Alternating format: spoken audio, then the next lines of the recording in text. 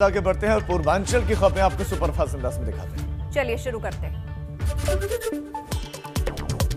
जौनपुर में पुलिसिया कार्रवाई से परेशान भाजपाई आंदोलित हो गए। सभी नारेबाजी करते हुए बदलापुर कोतवाली में धरने पर बैठ गए। आरोप ये कि कोतवाली में तैनात कुछ पुलिसकर्मियों ने भाजपा कार्यकर्ताओं के साथ अभद्रता की।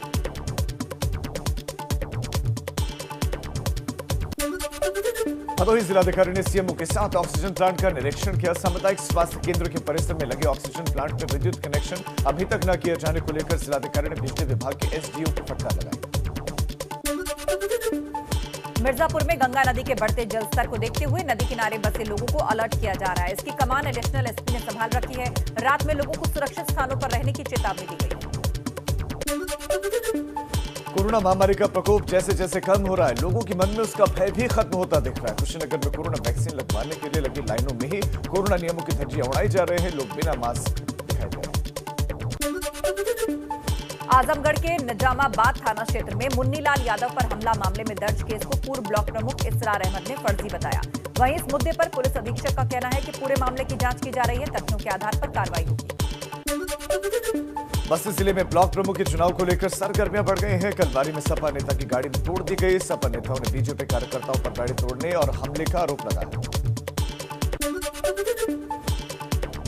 सिद्धार्थनगर में वन माफियाओं के हौसले बुलंद है। जहां वृक्षारोपण को अभियान चलाकर लोगों को जागरूक किया जा रहा है, तो वहीं कुछ लोग वन को ही काट रहे हैं। जंगल में पेड़ों की कटाई का वीडियो वायरल है। मऊ में बलिया मोड़ के एक मोहल्ले में बक्से में बंद शव मिलने से सनसनी फैल गई। शव 64 साल की रिटायर्ड शिक्षिका का है। पुलिस को किसी करीबी पर हत्या की घटना को अंजाम देने का शक है। मामले की जांच शुरू। और चलिए बुलेटिन में आगे बढ़ते हैं, अगली खबर का रुख करते हैं। यूपी में कांवड़ यात्रा को लेकर तैयारियां शुरू हो गई हैं। सीएम योगी ने सावन में आयोजित होने वाली कांवड़ यात्रा को लेकर कहा है कि कोरोना संकट को ध्यान में रखते हुए कांवड़ यात्रा का आयोजन किया जाए। आपको बता दें कि पिछले साल कोरोना संकट को देखते हुए कांवड़ यात्रा पर रोक लगा दी गई थी और इस बार भी कांवड़ यात्रा पर कोरोना का संकट मंडरा रहा है। लेकिन जब खुद सीएम योगी आदित्यनाथ ने कहा कि पड़ोसी राज्यों से बातचीत करके कांवड़ यात्रा को पूरा किया जाए और कोविड प्रोटोकॉल को ध्यान में रखते हुए शिवालयों में जलाभिषेक की व्यवस्था हो, इस बार 25 जुलाई से कांवड़ यात्रा की शुरुआत हो रही है। तो कांवड़ यात्रा को लेकर सीएम योगी ने कहा है कि कोरोना प्रोटोकॉल का ध्यान में रखते हुए ही इस यात्रा को करवाया जाए। आसपास जो पड़ोसी राज्य है उनसे संवाद करके यात्रा पूरी हो और कोरोना काल में महामारी को ध्यान में रखकर इस यात्रा को पूरा करवाया जाए। सपा अध्यक्ष अखिलेश यादव ने अपने पिता और पार्टी के संरक्षक मुलायम सिंह यादव से मुलाकात की। इस दौरान उन्होंने अपने पिता का स्वास्थ्य जाना। आपको बता दें कि काफी दिनों से मुलायम सिंह यादव की तबीयत खराब है और वो मेदांता अस्पताल में भर्ती हैं। और इसी बीच अखिलेश यादव अपने पिता का हालचाल जानने के लिए अस्पताल में पहुंचे और पिता से बात भी की। हालांकि डॉक्टरों का भी जरूर कहना है कि मुलायम सिंह यादव की सेहत में अब पहले से ज्यादा सुधार है और कई दिनों से अस्पताल में वो है, लेकिन सेहत में सुधार बताया जा रहा है। और अब अखिलेश यादव मिलने के लिए उनसे पहुंचे, उनका हालचाल जाना, चाय भी साथ में।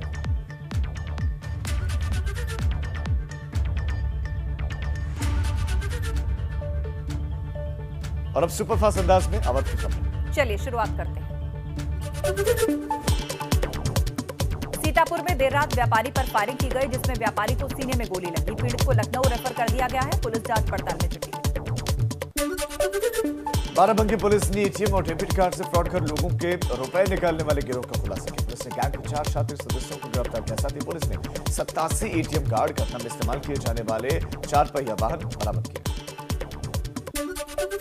अमेठी के गौरीगंज विकासखंड में कोविड गाइडलाइंस की धज्जियां उड़ाकर टीकाकरण किया जा रहा है। बिना मास्क और भारी भीड़ के साथ नियमों को ताक पर रखकर लोग टीकाकरण करा रहे हैं। अमेठी जनपद के गौरीगंज विकासखंड का ये मामला है। संगम नगरी प्रयागराज में 11 साल की मासूम बच्ची को बेरहमी से मार दिया गया। उसके शव को झाड़ियों में फेंके जाने का सनसनीखेज मामला सामने आया। बच्ची 3 दिन पहले संदिग्ध हालत में गायब हुई थी। आशंका जताई जा रही है कि खतरे के पहले मासूम के साथ दरिंदगी भी की गई। फतेहपुर में बिंदकी पावर हाउस में भीषण आग लग गई। आग बुझाने के लिए फायर ब्रिगेड की गाड़ी बुलाई गई। दमकल कर्मियों ने आग पर काबू पाया। बिंदकी पावर हाउस का मामला। और अय्या में कलयुगी बेटे ने पिता को त्रिशूल मारकर मौत के घाट उतार दिया। पिता का केवल इतना कसूर था कि उसने बेटे के प्रेम प्रसंग का विरोध किया था। रात के अंधेरे में सो रहे पिता की इस बेटे ने हत्या कर दी। हरदोई में ग्राम विकास अधिकारी का रिश्वतखोरी का वीडियो वायरल हो रहा है। विकासखंड शाहबाद में तैनात ग्राम विकास अधिकारी ने काम करने के लिए आए एक लाभार्थी से रिश्वत की मांग की। जिला विकास अधिकारी ने निलंबन के आदेश दिए। अवध की खबरें आपने सुपरफास्ट अंदाज में देखी। अब आगे बढ़ते हैं और खबर बस्ती से खबर है, जहां बीडीसी नहीं मिला तो भाजपाइयों पर उसके भाई को अगवा करने का आरोप अब लग रहा है। आरोप है कि सिसबारी गांव में बीडीसी विजय को पकड़ने के लिए बीजेपी नेता का बेटा पहुंचा था। 10 गाड़ियों के साथ बीडीसी विजय की किडनैपिंग की प्लानिंग थी। इस बात की शिकायत बीडीसी के पिता ने पुलिस अधिकारियों से मिलकर की। बहादुरपुर ब्लॉक का प्रमुख बनने के लिए सत्ता और विपक्ष के बीच की ये जंग है, ऐसा कहा जा रहा है और आरोप लग रहा है बीजेपी पर किडनैपिंग का। बीजेपी नेता के बेटे पर यह आरोप लगा है कि उन्होंने बीडीसी के भाई को किडनैप कर लिया, अगवा कर लिया। 10 गाड़ी से किडनैपिंग की प्लानिंग की गई। उधर बलिया में सपा द्वारा जिला पंचायत अध्यक्ष के चुनाव के दिन जीत के जश्न में यूपी सरकार के मंत्री उपेंद्र तिवारी के परिवार को अपशब्द और आपत्तिजनक नारेबाजी मामले में यूपी सरकार के मंत्री आनंद स्वरूप शुक्ला ने अपने फेसबुक पोस्ट पर अपना एक वीडियो पोस्ट किया है। इस ऑडियो वीडियो में मंत्री ने सपा को आगाह कर तंज कसते हुए क्या कहा है, वो भी आपको सुनवाते हैं। जिस प्रकार से प्रदेश सरकार के माननीय मंत्री उपेंद्र तिवारी जी और उनके परिजनों के विरुद्ध अपशब्दों का इस्तेमाल किया गया है, गालियां दी गई हैं, मैं उसकी कड़ी निंदा करता हूं। और मैं समाजवादी पार्टी के लोगों को आगाह करना चाहता हूं कि आप जिस खिसियाहट में हैं, 2014 में भी समाजवादी पार्टी के 5 ही सांसद, 2019 में भी 5 ही सांसद बन पाए और आज जिला पंचायत अध्यक्ष के चुनाव में भी 75 में 5 ही अध्यक्ष बन पाए। ये 5 का आंकड़ा नहीं पार कर पाने के कारण आप जिस खिसियाहट में हैं, हम उस बात को समझ सकते हैं। और अब खबरें बुंदेलखंड की सुपरफास्ट अंदाज में। चलिए फटाफट खबरों का सिलसिला शुरू करते हैं। महोबा में क्राइम ब्रांच, सर्विलांस और कोतवाली पुलिस को बड़ी सफलता हाथ लगी है। 15 दिन पूर्व सराफा व्यापारी के घर से करीब 1 करोड़ की चोरी का पुलिस ने खुलासा किया। पुलिस ने 4 अभियुक्तों में 4 किलो चांदी, 131 ग्राम सोने के आभूषणों समेत 23,000 की नकदी बरामद की है। बांदा में अंधविश्वास और तंत्र मंत्र के चलते 5 साल की मासूम बच्ची की निर्मम हत्या का सनसनीखेज मामला सामने आया। दोपहर से बच्ची लापता हो गई थी। परिजनों को आशंका थी। उसी शंका के आधार पर देर रात पुलिस ने पड़ोसी के घर पर छापा मारा और उसके बाद शव को बरामद किया।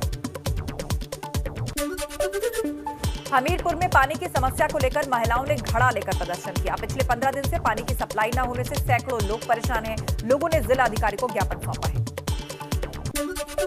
जालौन में पति ने अपनी पत्नी को पहले जलाया, फिर मरा हुआ समझकर उसे सड़क किनारे फेंक दिया। राहगीरों की सूचना के बाद पुलिस मौके पर पहुंची और गंभीर हालत में महिला को इलाज के लिए अस्पताल ले जाया गया। आगे बढ़ते हैं। अगली खबर मुरादाबाद से हमें मिल रही है। मुरादाबाद के छजलैट थाना क्षेत्र में एक नाबालिग लड़की के साथ उसके मां बाप की मौजूदगी में गैंगरेप की घिनौनी घटना का मामला सामने आया है। लड़की का भाई 10 दिन पहले गांव के ही रहने वाली अपनी प्रेमिका को लेकर फरार हो गया था, लेकिन काफी खोजबीन के बाद भी जब प्रेमी जोड़ा हाथ नहीं आया तो प्रेमिका के घर वालों ने बदला लेने की ठान ली। प्रेमिका के घर वालों ने प्रेमी के पूरे परिवार को अगवा कर लिया और उसकी नाबालिग लड़की से गैंगरेप के बाद उम्र में दोगुने आदमी से उसकी जबरन शादी करा दी। पुलिस ने फिलहाल मामला दर्ज कर जांच शुरू कर दी है। व्यक्ति द्वारा इस आशय का प्रार्थना पत्र दिया गया कि उसका पुत्र दिनांक 27/6 को गायब था और 28 को गांव के ही लोग आए, उनके परिचित पुत्र को ढूंढने के बहाने उनकी पत्नी को ले गए और इसके साथ उनकी पुत्री जो किसी रिश्तेदारी में थी उसको भी बुला लिया गया और ले जा कर के इनके द्वारा बताया गया है कि इनकी पुत्री के साथ इनके पुत्री को बंधक बनाया गया है एवं पुत्री के साथ पिता, पुत्र और अन्य जो रिश्तेदार थे उनके द्वारा दुराचार कारित किया गया है। इस संबंध में अभियोग पंजीकृत कर लिया गया है और विवेचनात्मक कार्रवाई की जा रही है। सहारनपुर में हरियाणा स्वास्थ्य विभाग की छापेमारी में गर्भवती महिलाओं का लिंग परीक्षण केंद्र पकड़ा गया। साथ ही 4 लोगों को गिरफ्तार किया गया। मौके से ही गर्भवती महिलाओं के लिंग परीक्षण करते हुए पति पत्नी और एक ऑपरेटर समेत 4 लोगों को गिरफ्तार कर लिया गया। उन्हें सहारनपुर पुलिस के हवाले कर दिया गया। हरियाणा के करनाल स्वास्थ्य विभाग को लगातार सूचना मिल रही थी कि करनाल की गर्भवती महिलाओं का यूपी के सहारनपुर में प्रसव से पहले लिंग परीक्षण किया जा रहा है। को उसकी सूचना मिली, हम और सहारनपुर की जो संयुक्त टीम है उस घर पर गई और वहां पर जाकर हमने उनसे पूछताछ की। पूछताछ करने में हमारे को पता लगा कि एक जसवीर, एक उनकी पत्नी रीना, जिन्होंने मकान उसको किराए पे ले रखा था, वो इस तरीके का कार्य कर रहे थे। और मशीन जिसके पास थी, जो ऑपरेटर था इसका प्रदीप कुमार, वो जो है भांखला गांव का रहने वाला है। उसके पास एक पोर्टेबल मशीन थी, एक आईपैड, और एक जो है उसका जिससे वो चलाता था, हमारा जिसको मॉनिटर कहेंगे, वो उसके पास मौजूद मिला। उधर आगरा डेवलपमेंट अथॉरिटी की महिला कर्मचारी ने वित्त अधिकारी पर छेड़खानी का आरोप लगाया है, जिसके बाद विभाग में हड़कंप मच गया है। शिकायत के बाद पुलिस मौके पर पहुंची, हालांकि अधिकारी ने खुद को बेकसूर बताया। महिला कर्मचारी ने लिखित रूप में अफसर के खिलाफ एडीए उपाध्यक्ष डॉक्टर राजेंद्र पैसिया से शिकायत की है। बताया जाता है कि पीड़ित महिला क्लर्क है, जिसका हाल में लेखा विभाग में ट्रांसफर हुआ है, जब वित्त विभाग के बड़े अधिकारी के कार्यालय के सामने की महिला कर्मचारी का ऑफिस है। सुना और मैं बहुत आभाग हूँ कि इस तरह के आरोप मेरे ऊपर कैसे लग सकते हैं। जिस लड़की को मैंने उसके हालात को देख करके और उसके योग्यता को देख करके मैंने ये कहा था कि उसको यहाँ पे काम मिल जाएगा अकाउंट सेक्शन में, और बीकॉम एमकॉम पास लड़की है। और मैंने ये उसकी कहानी हमारी जो स्टाफ ने बताया था कि उसके साथ बहुत पहले कोई एक ट्रेजेडी हुई थी और उसको यहाँ पे कुछ काम अच्छा मिलेगा, तो मैंने यहाँ रखा उसको। मैंने कम से कम वो खुद बताएगी, मैंने उसको अक्सर ये कहा है कि तुम्हारी उम्र मेरी बेटी की है, मैं तुम्हें अपनी बेटी जैसा ही देखता हूँ। और आज ये जो कह रही है उसको सुन के तो मुझे इतना आश्चर्य हो रहा है। कानपुर के कल्याणपुर थाना इलाके में लाखों की चोरी हो गई। शारदा नगर स्थित राज्य मंत्री नीलिमा कटियार के आवास के बिल्कुल 50 कदम की दूरी पर यह चोरी की घटना को अंजाम दिया गया। स्प्रे छिड़ककर घर वालों को बेहोश कर दिया गया। चोरों ने सारी हदें पार की और सारी तस्वीरें सीसीटीवी में कैद हो गई। सारी घटना सीसीटीवी में कैद हुई है और यही वो तस्वीरें भी हैं, कानपुर की तस्वीरें हैं। राज्य मंत्री नीलिमा कटियार के घर के बिल्कुल पास इस चोरी की वारदात को अंजाम दिया गया। उधर झांसी के ध्यानचंद स्टेडियम में ओलंपिक सेल्फी पॉइंट बनाया गया है। जापान में होने वाले ओलंपिक गेम्स में खिलाड़ियों का उत्साह वर्धन करने के लिए सेल्फी पॉइंट बनाया गया। पहले सेल्फी झांसी के जिलाधिकारी आंद्रा वामसे ने ली है।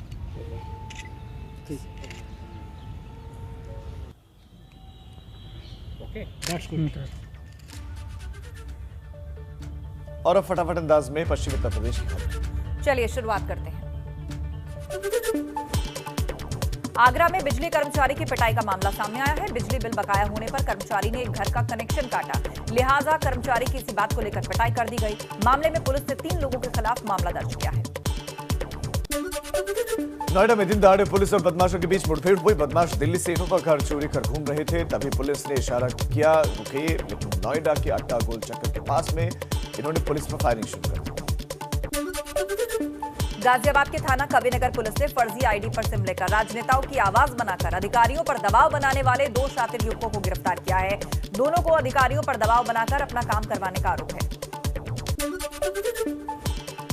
मेरठ के सरथना में स्क्रैप व्यापारी की दिन दहाड़े गोली मारकर हत्या कर दी गई। बाइक सवार 2 हमलावरों ने भरी दोपहरी में वारदात को अंजाम दिया। हत्या से पूर्व हमलावरों के साथ युवक की हाथापाई भी हुई थी। एटा में मंदिर पर अतिक्रमण करने को लेकर एक ही परिवार के 2 पक्षों में जमकर मारपीट हुई। इसमें एक पक्ष के 50 वर्षीय शख्स उमाशंकर की पीट कर हत्या कर दी गई। हाथरस की थाना सादाबाद पुलिस ने 3 शातिर वाहन चोरों को गिरफ्तार किया और उनके कब्जे से चोरी की 3 मोटरसाइकिल बरामद की गई है। तीनों शातिर स्थानीय अपराधी हैं। पुलिस ने इसके बाद कानूनी कार्रवाई शुरू कर दी है। सहारनपुर में अवैध हथियारों के साथ युवकों का वीडियो सोशल मीडिया पर वायरल हो रहा है। आधा दर्जन युवकों ने अवैध हथियारों के साथ फिल्मी गानों पर वीडियो बनाया। वीडियो वायरल होने के बाद अब पुलिस तलाश में जुटी है। बहुत बड़ी खबर आपको देते हैं। अभिनेता दिलीप कुमार का निधन हो गया है। आज सुबह 7:30 बजे दिलीप कुमार का निधन हो गया है। लंबे समय से दिलीप कुमार बीमार चल रहे थे, कुछ वक्त पहले अस्पताल में भर्ती करवाए गए थे और अभिनेता दिलीप कुमार अब नहीं रहे। अभिनेता दिलीप कुमार का निधन हो गया है। दिग्गज अभिनेता दिलीप कुमार का निधन हो गया है। लंबे समय से बीमार चल रहे थे। आज सुबह 7:30 बजे उन्होंने अंतिम सांस ली। दिलीप कुमार नहीं रहे। एक युग का अब अंत हो चला है। दिलीप कुमार का निधन हो गया है। सुबह 7:30 बजे उनका निधन हो गया। लंबे समय से बीमार चल रहे थे और उनका निधन हो गया। तो इस वक्त की अहम खबर, मशहूर अभिनेता दिलीप कुमार अब नहीं रहे। अब से थोड़ी देर पहले 7:30 बजे उन्होंने अंतिम सांस ली है। काफी वक्त से वो बीमार चल रहे थे। इस बीच कई बार अस्पताल आए लेकिन ठीक होकर वापस घर भी गए, लेकिन इस बार अस्पताल से वापस नहीं जा सके। अपनी अंतिम सांस ली उन्होंने लगभग आज सुबह 7:30 बजे। 11 दिसंबर 1922 को पाकिस्तान के पेशावर में उनका जन्म हुआ था। विभाजन में उनका पूरा परिवार मुंबई आकर बस गया था और यहीं से ही उन्होंने अपने अभिनय करियर की शुरुआत की थी। आगे बढ़ते हैं, अगली खबर की ओर रुख करते हैं। आज हरिद्वार दौरे पर सीएम पुष्कर सिंह धामी है। सीएम बनने के बाद पुष्कर सिंह धामी का ये पहला हरिद्वार दौरा है। प्रमुख अखाड़ों में जाकर संतों और महामंडलेश्वरों से वो आशीर्वाद लेंगे। हर की पैड़ी पर गंगा पूजन भी करेंगे सीएम पुष्कर सिंह धामी। तो आज सीएम बनने के बाद पहला हरिद्वार दौरा, यहां पर साधु संतों से आशीर्वाद लेंगे, महामंडलेश्वरों से मुलाकात करके उनसे आशीर्वाद प्राप्त करेंगे। और इसी खबर पर रोहित शिकोला हमारे संवाददाता हरिद्वार से जुड़ गए। रोहित, मुख्यमंत्री को कितने बजे पहुंचना है, क्या क्या कार्यक्रम प्रस्तावित हैं, सिलसिलेवार बताएं। राजीव, मैं बताना चाहूंगा आज मुख्यमंत्री पहली बार मुख्यमंत्री बनने के बाद हरिद्वार में आ रहे हैं और हरिद्वार में वो 3:30 बजे हरिद्वार पहुंचेंगे। यहाँ पर हरिद्वार बॉर्डर पे भाजपा करता उनका स्वागत करेंगे। उसके बाद वो हर की पौड़ी आएंगे और गंगा पूजन करेंगे और अखाड़ों के प्रमुख संतों से वार्ता करेंगे, मुलाकात करेंगे। उस 1.5 घंटे तक वो हर की पौड़ी पे रहेंगे। उसके बाद वो भाजपा कार्यालय, जिला कार्यालय जाएंगे, जहाँ भाजपा के कार्यकर्ता उनका स्वागत करेंगे। राजीव जी, रोहित, आप बता रहे हैं कि लगभग 1.5 घंटे रहेंगे मुख्यमंत्री के साथ। और कौन कौन पहुंचेगा हरिद्वार? मैं बताना चाहूंगा अभी तक जो प्रोग्राम आया उसमें प्रदेश अध्यक्ष रहेंगे, स्वामी जी रहेंगे और जो प्रभारी मंत्री हैं रावत वो रहेंगे। इसके अलावा भारतीय जनता पार्टी जितने भी कार्यकर्ता वो सब मौजूद रहेंगे। जी राजीव। रोहित, बहुत शुक्रिया आपका इस तमाम जानकारी के लिए। और अब देहरादून से खबर। आज मुख्य सचिव एस संधू की एक बहुत महत्वपूर्ण बैठक है स्वास्थ्य विभाग के अधिकारियों के साथ। वो बैठक करने वाले हैं और कोविड के हालातों पर अधिकारियों के साथ वो मंथन करेंगे। तीसरी लहर को देखते हुए स्वास्थ्य विभाग के साथ उनकी एक बहुत महत्वपूर्ण बैठक है। मुख्य सचिव की बहुत महत्वपूर्ण बैठक, नए मुख्य सचिव है, लिहाजा स्वास्थ्य सेक्टर पर विशेष ध्यान दिया जाएगा, ये उन्होंने बताया भी था कि उनकी प्राथमिकताओं में एक है। ऐसे में कोविड के हालातों पर अधिकारियों के साथ मंथन करेंगे। उधर चारधाम यात्रा शुरू करने को लेकर सुप्रीम कोर्ट पहुंची है उत्तराखंड सरकार। नैनीताल हाईकोर्ट के फैसले को सुप्रीम कोर्ट में अब चुनौती दी गई है। चारधाम यात्रा पर नैनीताल कोर्ट में आज सुनवाई होनी है। चारधाम यात्रा को लेकर दायर की गई विशेष अनुमति यात्रा, ऐसे में उम्मीद लगाई जा रही है कि चारधाम यात्रा संचालित करने के लिए सरकार को सुप्रीम कोर्ट से राहत मिल सकती है। तो चारधाम यात्रा को लेकर दायर की गई है विशेष अनुमति याचिका।